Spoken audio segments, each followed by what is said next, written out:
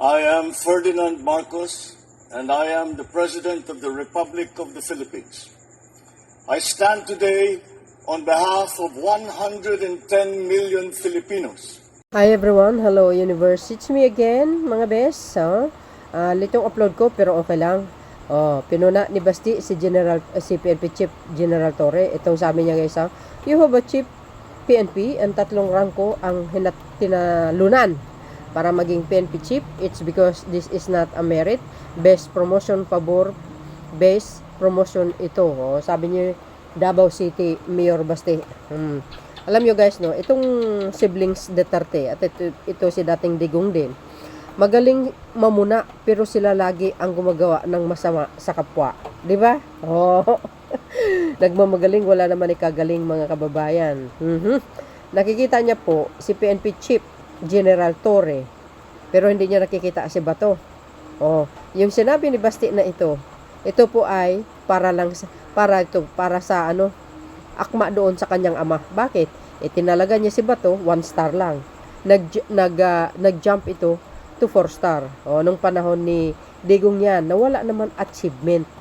Mga kababayan, wala achievement. Hindi maganda ang performance ni Bato. Bakit kanyo? 'Di ba sa panahon niya, PNP chief siya? Anong nangyari? Ang daming pulis na nakulong ngayon. Ang daming pulis na involved sa reward system. Ang daming pulis ngayon mga bes na nakakulong kagagawa ni Digong diyan sa war on drugs niya. Yan ba? Siya para sa akin si Bato ang pinaka-worst na PNP chief. Sa totoo lang. Kumpara mo naman kay General Torre from the start mga kababayan. Until ngayon, natamo niya yung posisyon niya. Bakit? Maganda kasi ang performance niya. 'Di ba? Ang ganda ng performance ni General Torre. 'Di ba? Magaling na pulis, magiting na general, walang sinasanto kahit sino. 'Di ba? Ganun lang kasimple. Antindi lang 'yan mga bes. Pinuna niya pa rin si Pangulong Marcos Jr. Sinagot din ni Jose Castro. So palpal talaga si Basti. Sabi ko nga, nagmamagaling ito si Basti, wala naman ikagaling. Bakit? Tingnan nyo guys, ang Davao ngayon, Oy, nako, grabe ang baha hanggang tuhod. Ay, hanggang baywang mga bes. Pero nasaan sila? Nandun sila sa dahik. Parte-parte, doon, sa rally nila, nag-ayahay. Pero yung nasasakupan niya, mga Davaoeños, wala. Salat sila sa baha ngayon, mga bes. Sa totoo lang. Ito si Baste, nagmamagaling guys. Wala naman talaga sa ikagaling. Ano bang nagawa nito? Dahil dyan mga bes, para kompleto detalyado, panoorin nyo po, no? Ito po yung sagot ni General Torre. Although nahuli tayo, pero okay lang.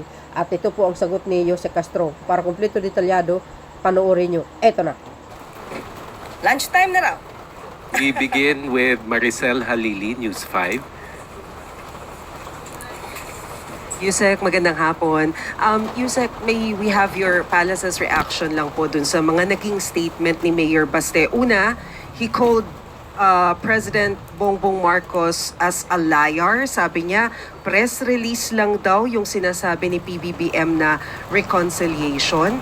And pangalawa, sinabi rin po niya, he is weak. Nakita daw natin yan sa midterm na talagang mahina siya, mayabang pa. Magsabi ng 12-0, natalo naman daw yung mga kandidato niya. Yun po muna, ma'am. Marami pa ba? Sige, hintayin ko yung iba pa niya mga sinabi. Unang-una, pinapansin pa ba si Mayor Baste Duterte sa kanyang mga sinasabi? Can we expect any nice word from him for the President? Expected na ganyan ang kanyang magiging reaksyon. Unang-una, patungkol sa liar, sino ba talaga ang liar? Ito ba'y patungkol sa sinasabing reconciliation? Sana po, napakinggan niya mabuti kung ano ang bawat salitang nanggaling sa Pangulo. Tama. Tinanong po siya ni Mr. Anthony Taberna kung open ba siya for reconciliation. If I'm not mistaken, that's the word. Yes. Open. Right? Not offer. Correct. So malaki po ang pagkakaiba ng open for reconciliation And offer. at nag-o-offer ng reconciliation. Bilang ama ng bansa, tatanungin siya kung siya ba ay open for reconciliation sa mga Duterte at sa ibang mga tao maaaring nag-o-oppose sa mga polisiya niya. Correct. Ano po ba ang dapat tugunan? Ang maging tugon ng isang ama ng bansa?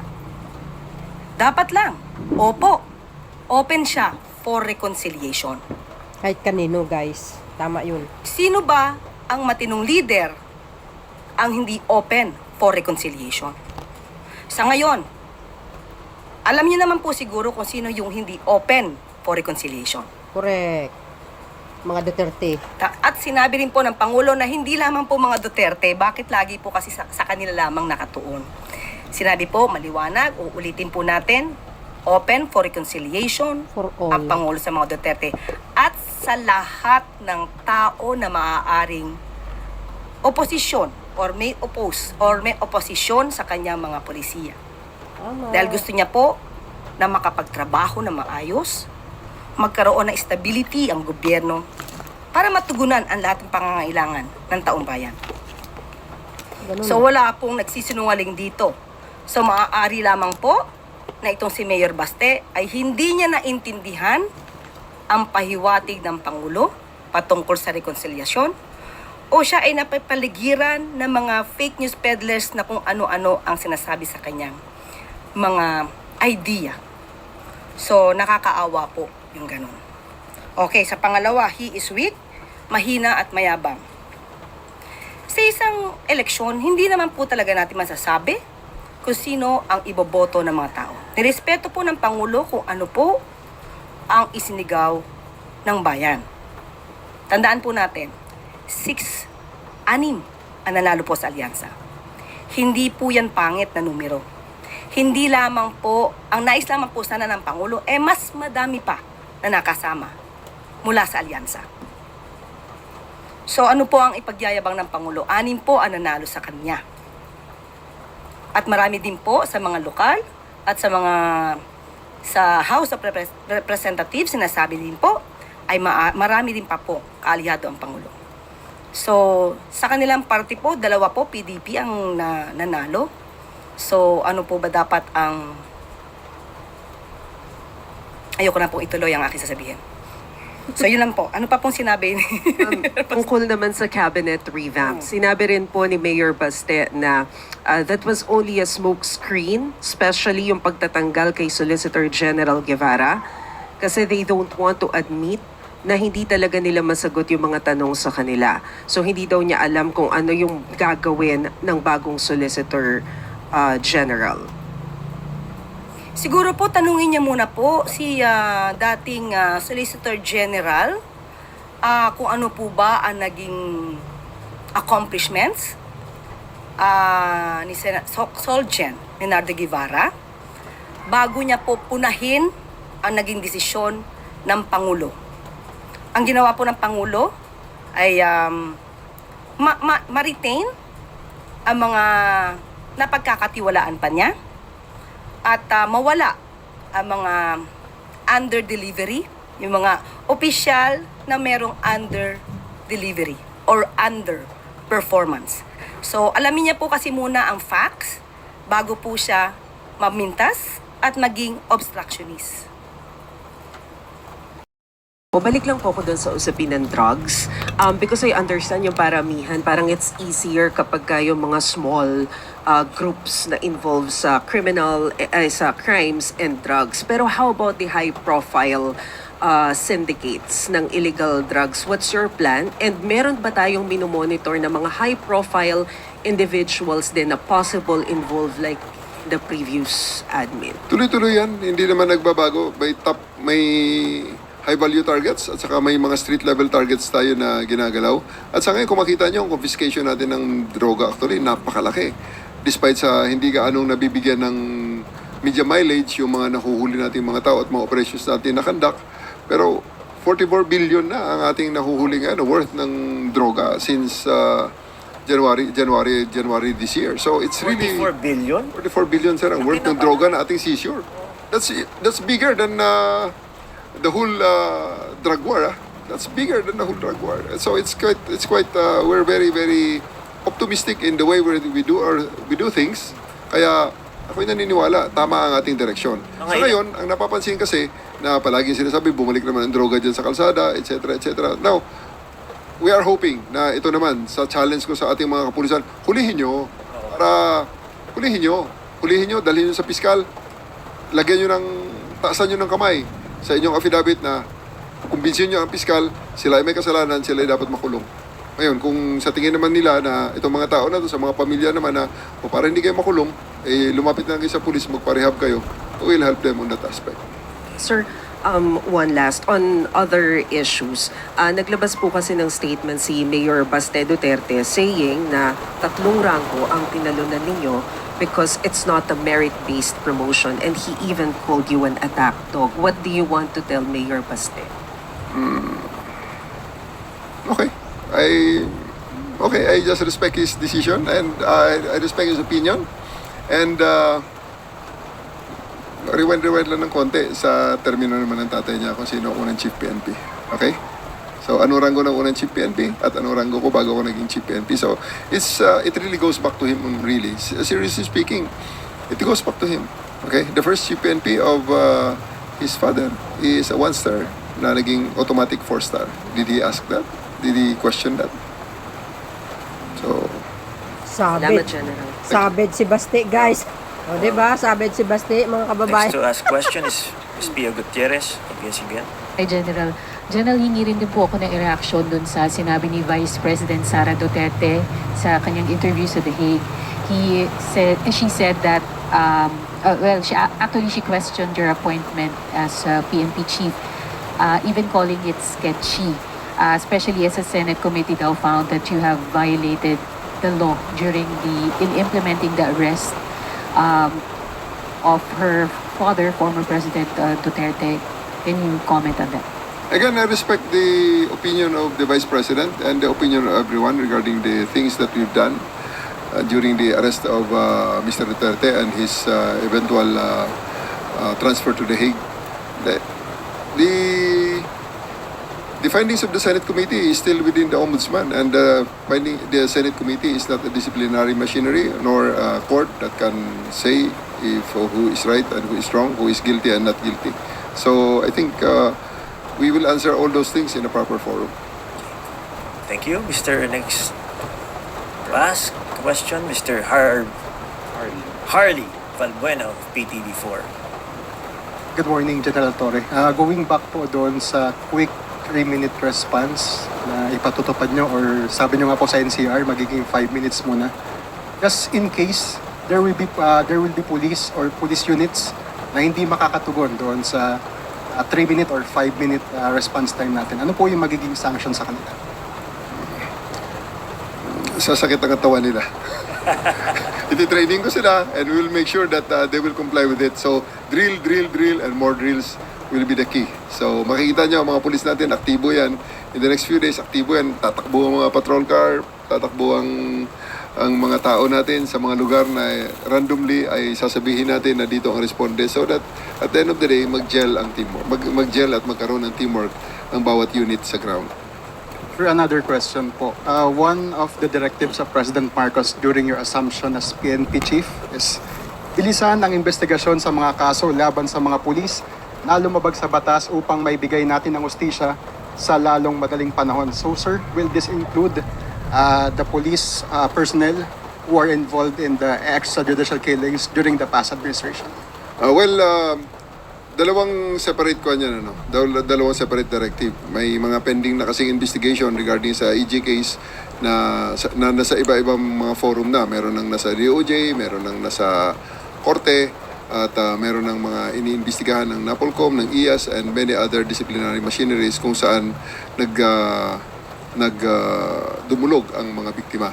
Sa side natin ngayon, yung sa mga earring cups ngayon on my watch, and during the term of President BBM, talagang ina-expedite natin dyan. I have talked to the Director of the Internal Affairs Service, kay Attorney Dulay, at napag-usapan namin at napag-agrihan namin na talagang expedite namin ang mga investigasyon na yan so that we can resolve immediately ang mga cases na ito so that ang mga pulis natin, whether they'll be penalized or they'll be exonerated so that they can go back go back to where they are supposed to go, whether to go to work or to go to suspension or dismissal as the case may be.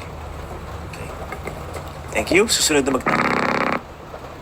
si Miss Annalie Soberano of Bombo Radyo. General, good morning. Sir, sinabi nyo kanina kasi, huli hindi patay ang inyong magiging mantra for the operation. Yeah. So, ibig sabihin ba, sir, na hindi magiging madugo ang inyong kampanya ngayon dahil lahat ng kriminal huhulihin niyo po? Lahat ng kriminal ay huhulihin natin. At sila ay buhay pag sila ay hindi lumaban.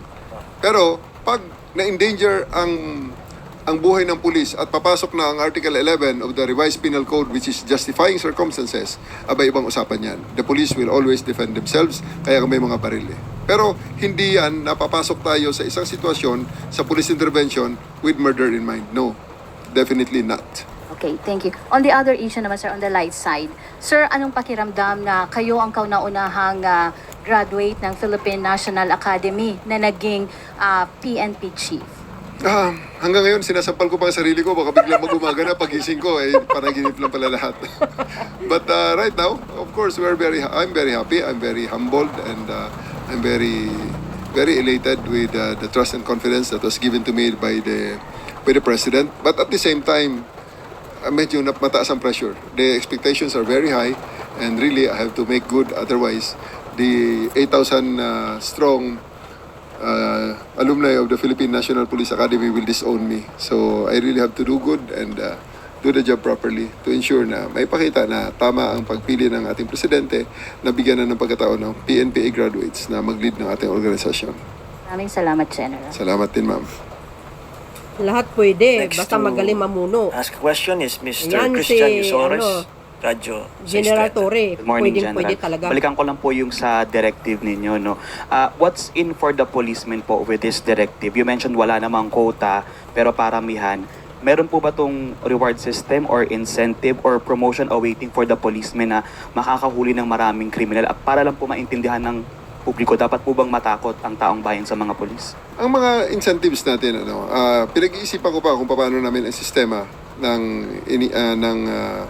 final how to incentivize yung trabaho ng pulis. Ang pinaka-ayoko kasi mangyari, yung pulis na snappy lousy same salary. Kasi manghuli ang pulis o hindi manghuli ang pulis, pareho lang ang sweldo eh. 'Di ba? Sa ngayon, kaya yan ang nangyayari diyan. Nabugbog ka, pambarangay lang yan, punta ka sa barangay. Kasi pag hinuli ko yan ng bugbog sa'yo, pipirma pa ako ng affidavit of arrest. Alam niyo ba kung gaano kahirap yun? Itataya ko ang aking karir, magtataas ako ng kamay, tatanungin pa na, yan, is it within the ambit of hot pursuit? Binugbog ka kagabi, na ospital ka, the next day or 2 days later, saka ka pa lang nakapag-report sa pulis, sabihin ng pulis wala na ho kasing hot pursuit yan eh. So, sa Attorney Claire is very well versed on that. At hinuli mo na nga, aasuntuhin pa, kakasuhan pa ang pulis dahil 2 days later na eh. Di, wala na hot pursuit. Anong gagawin ng pulis? Barangay na lang yan. Pag-usapan nyo lang sa barangay yan. Yun ba ang gusto nyo yung serbisyo ng pulis? Pag yan ang serbisyo ng pulis na gusto nyo, i-clear ko sa presidente yan at napakasarap yan para sa pulis. Dahil ituturo lang namin, ipapasa namin kayo sa ibang mga agencies. Pero hindi yan ang gusto natin. Sapagkat alam natin na ang pulis ay narito para magserbisyo, binabayaran kami para bigyan ng katugunan ang inyong mga hinaing. So, yung sinasabi kanina, tinatanong na anong incentive para dyan, we're looking at something like merit points. Merit points, kasi ganyan naman sa ngayon naman, ang promotion, merit points. Time in grade, ganitong dami ng taon na ganito karaming taon ka sa isang ranggo, ganito ang points mo. So, tapos schooling, itong points mo. Sa eligibility, nagkumuha ka ng exam, pumasa ka, itong points mo. And education mo, ito ang points mo. Yung training mo, itong points mo. So, gusto ko idagdag yan na metrics din, na ganito karaming hinuli mo, itong points mo.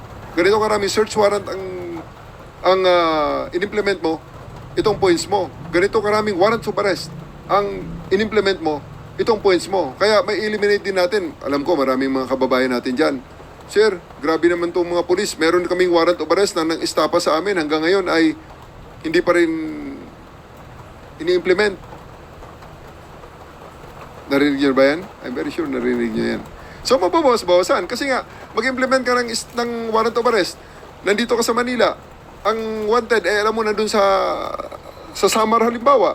O, magta-travel ka sa Samar para i-implement yan. Or, i-transmit mo sa Samar, ang mga taga-Samar naman, pag hinuli nila, problema na naman kung saan magkano ang pamasahe papunta mula Samar, papuntang Maynila, ibabalik mo sa Court of Origin. So, mga ganong challenges. So, yung pagtatrabaho kasi ng pulis, it's really a challenge na itinataya ng pulis ang kanyang sarili, ang kanyang reputasyon, ang kanyang sweldo para sa trabahong yan. And we want to incentivize that. Gusto natin na magkaroon meron namang, it's just but fair, I think, na we reward them properly, we recognize them properly for the job that they're doing. Hindi lang yung snappy lousy, same salary. Okay, last two questions. Ms. Tuesday New again, DCWB. Hi, sir.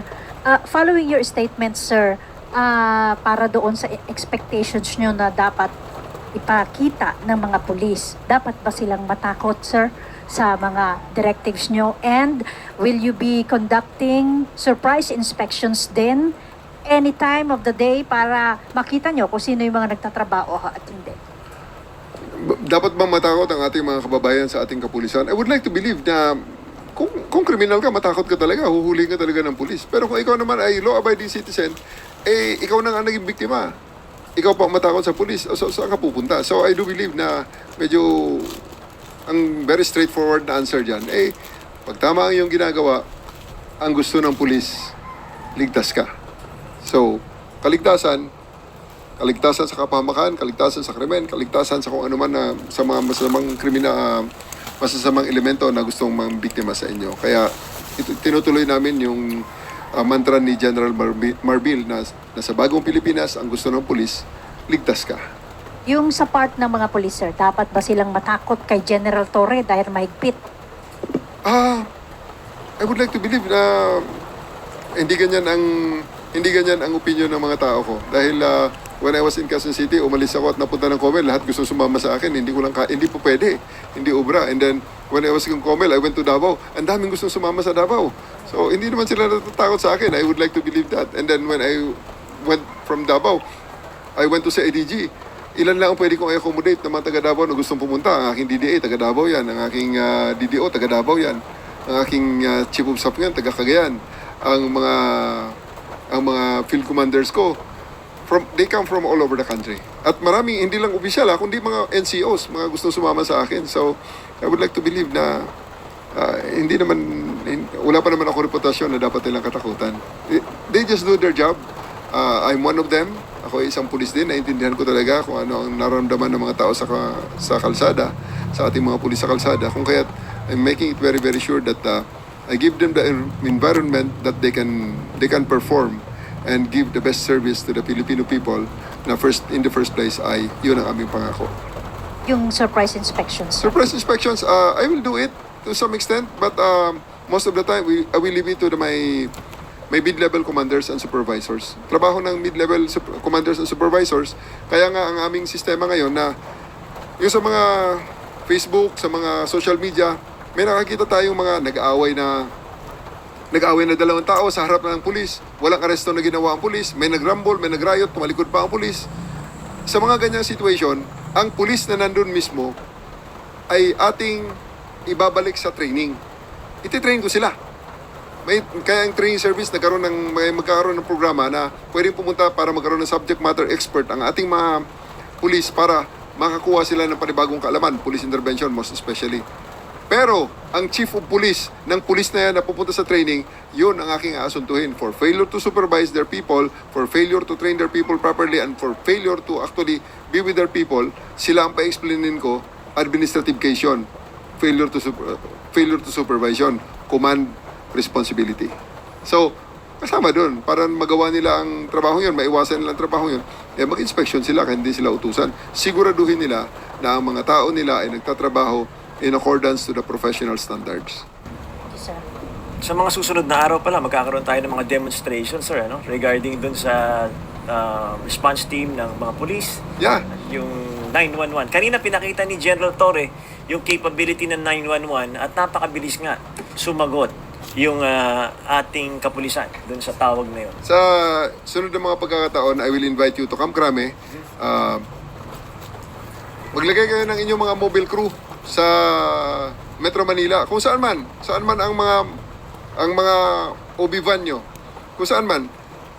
Tapos, ibigay nyo sa akin ang location kung saan ang OB van nyo, magdi-dispatch kami ng unit, start the time, dapat 5 minuto, nandun ang itsura ng OB van sa command center. Dahil merong body camera na nakatutok sa kanya, nakikita natin kung anong ginagawa ng mga tao sa OB van. Kahit na sabay-sabay, mga 5 OB van o 6 na OB van, para medyo may challenge. Kasi kung isa lang, madali lang hanapin yan eh. Dapat mga 5, 6. Dahil yan ang ating, yan ang simulation na para bang yung tao na yon ay tumawag sa 911, humihingi ng saklolo. So that pag may makitang malapit na pulis, kakawayan mo at kakausapin mo. Dahil, mamang pulis, andito po ako, kailangan ko ng tulong. Ibang usapan yung hahanapin ng pulis na nagtatago, ha? Kasi pag nagtatago yan, hindi makuha sa 5 minutes yan, mga 16 days. Gagamitan natin ng heartbeat monitor. Okay? Ibang usapan yun. Okay? Okay. So, one more last question. Ms. Maricar Sargan, Brigada.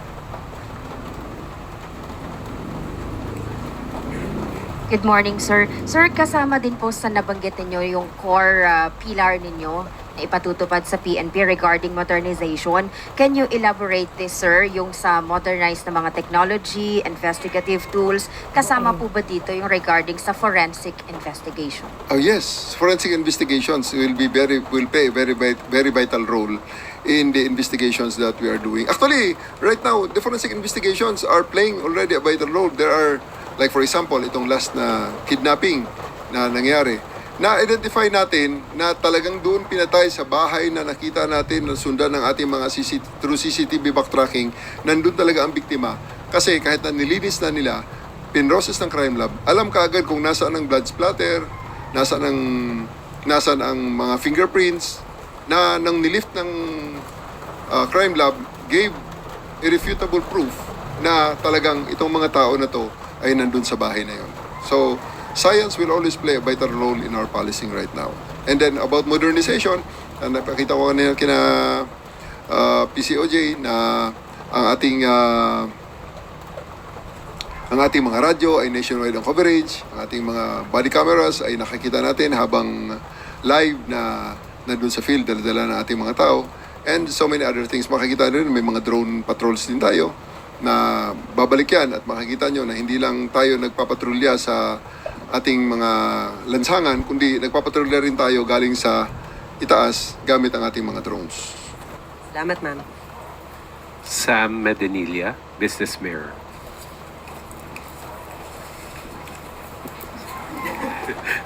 Ayun, good afternoon, ma'am. Ma'am, yung regarding lang po dun sa 1+ ni President Marcos, nung free rides during Sundays. Itatanong ko lang po kung magkano yung budget for that and kung saan po, bakit po hanggang 2028 lang yung project? Bakit hindi po siya even after the Marcos administration? Okay, unang-una sinabi din ng Pangulo, gusto ko lang itong ulitin, na sa ngayon po, ang nais ng Pangulo ay magtrabaho lang at iwasan ang pamumulitika.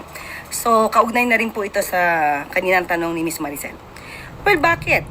Bakit po nagkaroon ng ganitong klase na promo para sa family, para sa pamilya tuwing Sunday?